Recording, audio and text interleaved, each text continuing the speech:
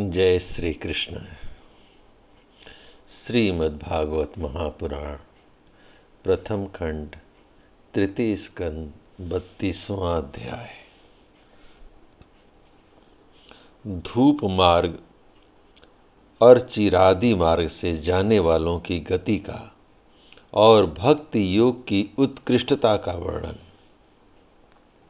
कपिल देव जी कहते हैं, माता, जो पुरुष घर में रहकर सकाम भाव से गृहस्थ के धर्मों का पालन करता है और उनके फल स्वरूप अर्थ एवं काम का उपभोग करके फिर उन्हीं का अनुष्ठान करता रहता है, वह तरह तरह की कामनाओं से मोहित रहने के कारण भगवत धर्मों से विमुख हो जाता है और यज्ञों द्वारा श्रद्धापूर्वक देवता तथा पितरों की ही आराधना करता रहता है। उसकी बुद्धि उसी प्रकार की श्रद्धा से युक्त रहती है, देवता और पितर ही उसके उपास्य रहते हैं। अतः वह चंद्र लोक में जाकर उनके साथ सोमपान करता है और फिर पुण्य क्षीण होने पर इसी लोक में लौट आता है। जिस समय प्रलय काल में शेष साई भगवान शेष सैया पर शयन करते हैं, उसी समय सकाम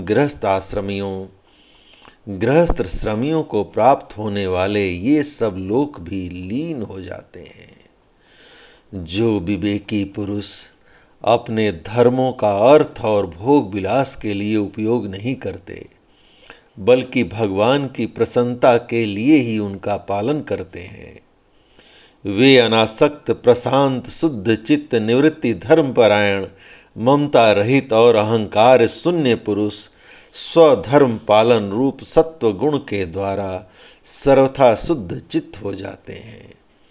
वे अंत में सूर्य मार्ग, अर्ची मार्ग या देवयान के द्वारा सर्वव्यापी पूर्ण पुरुष श्री हरि को ही प्राप्त होते हैं।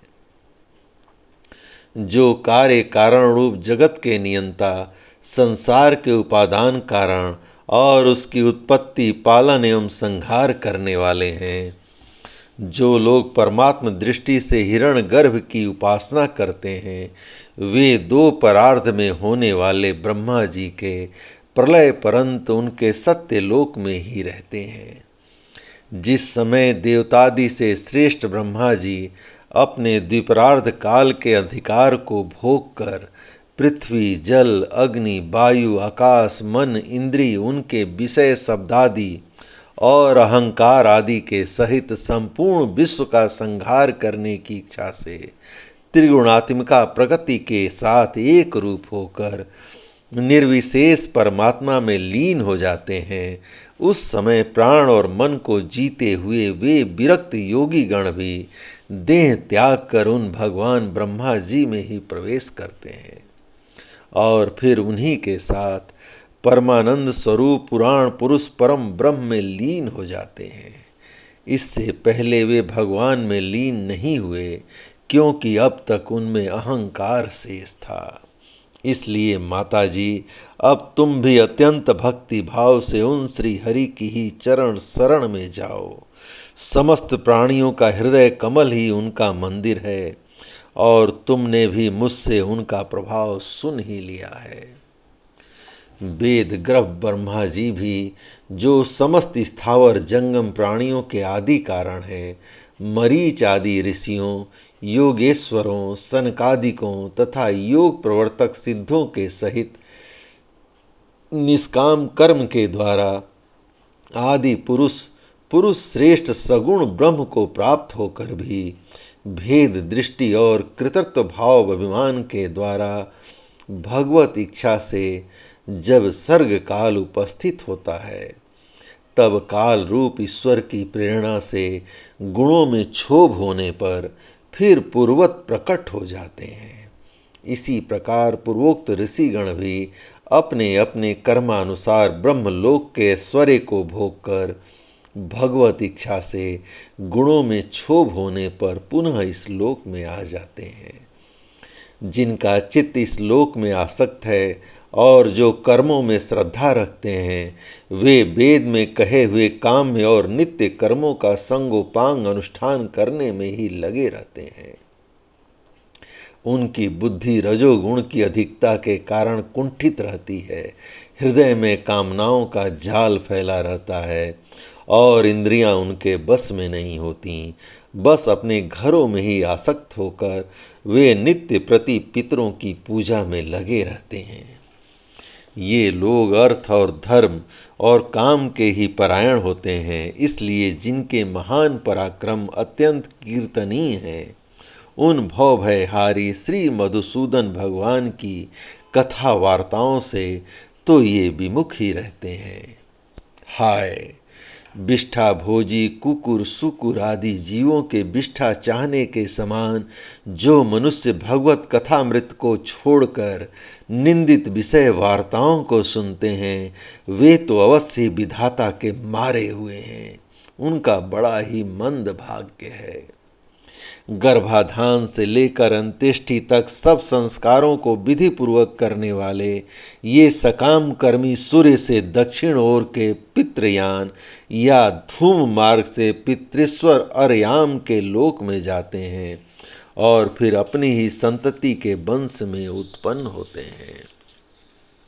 माताजी, पितृलोक के भोग भोग लेने पर जब उनके पुण्य क्षीण हो जाते हैं, तब देवता लोग उन्हें वहां के ऐश्वर्य से च्युत कर देते हैं और फिर उन्हें विवश होकर तुरंत ही इस लोक में गिरना पड़ता है। इसलिए माते, जिनके चरण कमल सदा भजने योग्य हैं, उन भगवान का तुम उन्हीं के गुणों का आश्रय लेने वाली भक्ति के द्वारा सब प्रकार से मन, वाणी और शरीर से भजन करो। भगवान वासुदेव के प्रति किया हुआ भक्ति योग तुरंत ही संसार से वैराग्य और ब्रह्म साक्षात्कार रूप ज्ञान की प्राप्ति करा देता है। वस्तुतः सभी विषय भगवत रूप होने के कारण समान हैं, अतः जब इंद्रियों की वृत्तियों के द्वारा भी भगवत भक्त का चित्त उनमें प्रिय अप्रिय रूप विषमता का अनुभव नहीं करता, सर्वत्र भगवान का ही दर्शन करता है, उसी समय वह संग रहित सब में समान रूप से स्थित, त्याग और ग्रहण करने योग्य दोष और गुणों से रहित, अपनी महिमा में आरूढ़ अपनी आत्मा का ब्रह्म रूप से साक्षात्कार करता है।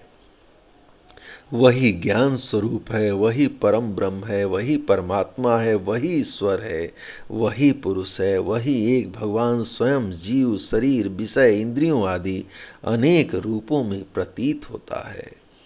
संपूर्ण संसार में आसक्ति का भाव हो जाना, बस यही योगियों के सब प्रकार के योग साधना का एकमात्र अभिष्ट फल है।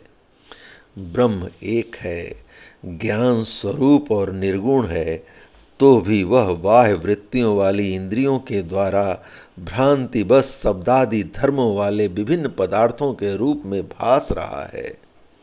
जिस प्रकार एक ही परम ब्रह्म महत्त्व वैकारिक राजस और तामस, तीन प्रकार का अहंकार, पंच महाभूत एवं 11 इंद्रिय रूप बन गया और फिर वही स्वयं प्रकाश इनके संयोग से जीव कहलाया, उसी प्रकार उस जीव का शरीर रूप यह ब्रह्मांड भी वस्तुतः ब्रह्म ही है, क्योंकि ब्रह्म से ही इसकी उत्पत्ति हुई है।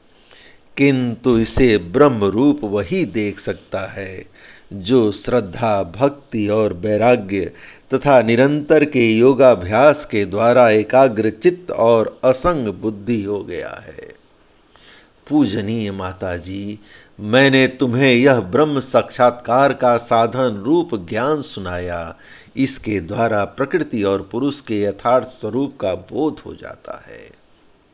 देवी, निर्गुण ब्रह्म विषयक ज्ञान योग और मेरे प्रति किया हुआ भक्ति योग, इन दोनों का फल एक ही है, इसे ही भगवान कहते हैं। जिस प्रकार रूप, रस एवं गंध आदि अनेक गुणों का आश्रयभूत एक ही पदार्थ भिन्न भिन्न इंद्रियों द्वारा विभिन्न रूप से अनुभूत होता है, वैसे ही शास्त्र के विभिन्न मार्गों द्वारा एक ही भगवान की अनेक प्रकार से अनुभूति होती है। नाना प्रकार के कर्म कलाप, यज्ञ, दान, तप, वेदाध्ययन, वेद विचार, मीमांसा, मन और इंद्रियों के संयम, कर्मों के त्याग, विविध अंगों वाले योग, भक्ति योग, निवृत्ति और प्रवृत्ति रूप सकाम और निष्काम दोनों प्रकार के धर्म, आत्म तत्व के ज्ञान और दृढ़ वैराग्य, इन सभी साधनों से सगुण निर्गुण रूप स्वयं प्रकाश भगवान को ही प्राप्त किया जाता है। माताजी, सात्विक, राजस, तामस और निर्गुण भेद से 4 प्रकार के भक्ति योग का, और जो प्राणियों के जन्मादि विकारों का हेतु है तथा जिसकी गति जानी नहीं जाती, उस काल का स्वरूप मैं तुमसे कह ही चुका हूँ। देवी, अविद्या जनित कर्म के कारण जीव की अनेक गतियां होती हैं। उनमें जाने पर वह अपने स्वरूप को नहीं पहचान सकता। मैंने तुम्हें जो ज्ञानोपदेश दिया है उसे दुष्ट, दुर्विनीत, घमंडी, दुराचारी, धर्मध्वजी पुरुषों को नहीं सुनना चाहिए। जो विषय लोलूप हो, गृह आसक्त हो, मेरा भक्त न हो अथवा मेरे भक्तों से द्वेष करने वाला हो, उसे भी इसका उपदेश कभी न करें। जो अत्यंत श्रद्धालु, भक्त, विनयी, दूसरों के प्रति दोष दृष्टि न रखने वाला, सब प्राणियों से मित्रता रखने वाला, गुरु सेवा में तत्पर, बाह्य विषयों में अनासक्त, शांत चित्त, मत्सर शून्य और पवित्र चित्त हो तथा मुझे परम प्रियतम मानने वाला हो, उसे इसका अवश्य उपदेश करें। माँ, जो पुरुष मुझ में चित्त लगाकर इसका श्रद्धापूर्वक एक बार भी श्रवण या कथन करेगा, वह मेरे परम पद को प्राप्त करेगा। जय श्री कृष्ण, जय श्री कृष्ण। इस प्रकार भगवान श्री कृष्ण की महान कृपा से श्रीमद् भागवत महापुराण प्रथम खंड तृतीय स्कंद का 32वां अध्याय संपूर्ण हुआ। जय श्री कृष्ण।